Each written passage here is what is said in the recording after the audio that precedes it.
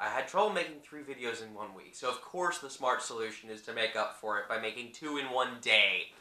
Whose idea was that? I'm a lunatic.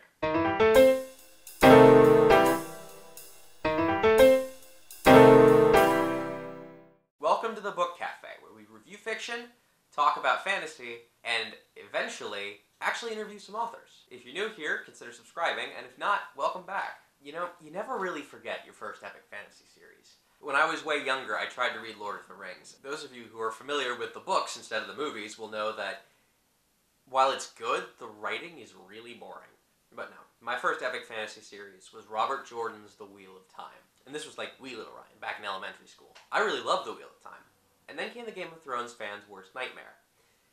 The author died before he could finish the last book. So for a while, I thought I wasn't going to get to find out how things worked out, until another author came in and finished the series. That author was Brandon Sanderson, and he was the one who took me from my little corner of epic fantasy to the wider world. So today, I'm going to talk about the book that did that, Mistborn by Brandon Sanderson, or as it came to be known once the series took off, Mistborn: The Final Empire. Those of you who are veterans of my channel, or have just been following my rants on Twitter, will know that I'm not particularly fond of fantasy cliches, and that I love originality in fantasy works. This book is where that started.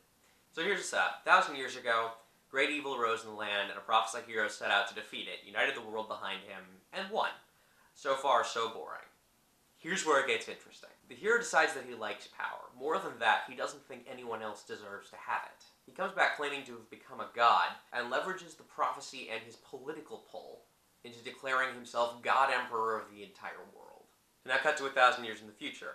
The world is exactly as bad as you expect it's going to be. The God Emperor is still alive, every religion save his has been stamped out, and peasants are routinely murdered just as a fact of life by the nobles, and no one thinks it's wrong or weird. Into this situation comes not a hero or a revolutionary, but a thief. Or rather, a group of thieves, who've come together to pull off the ultimate job.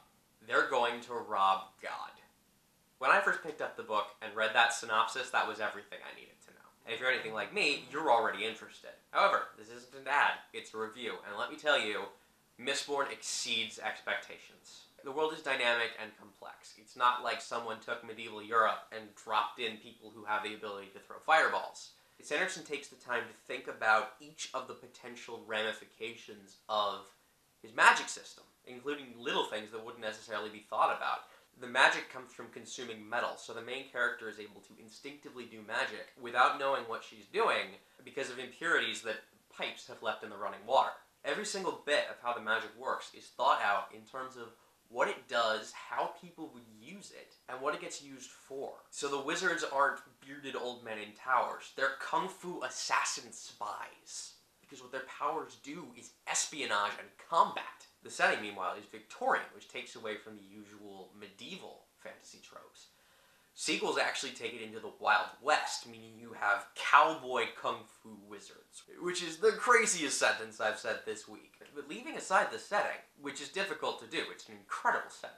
But leaving it aside, you also have the characters. And one of the best parts of this book is watching this group of opportunistic, cynical, downtrodden thieves slowly come together as a family and pretty much unilaterally adopt the main character as their collective daughter. It's about finding it within yourself to care, even when all capacity to care should have been beaten out of you. I won't lie, some of the things that happen in this book are pretty brutal. The death toll is huge, and there are some things that happen that are not for the squeamish. But despite all that, this book is not grimdark. It's extraordinarily hopeful. It's truly an excellent piece of work, and I couldn't have asked for a better introduction to the wider world of epic fantasy. While it's no longer my favorite, Mistborn will always hold a well-deserved special place in my heart for what it did for me. And I hope that this video has made you want to check it out too. And I hope that you will appreciate it as much as I did. So, what do you think? Have you read Mistborn? Let me know what you thought in the comments. If not, you can get the book on Amazon in the link below. If you enjoyed this video, remember to click on the dragon to like and subscribe, or just watch more videos like this from the Book Cafe. I'm going to try and have one more video filmed tonight and either upload it tonight or tomorrow, so be on the lookout for that. In the meantime, read good fantasy.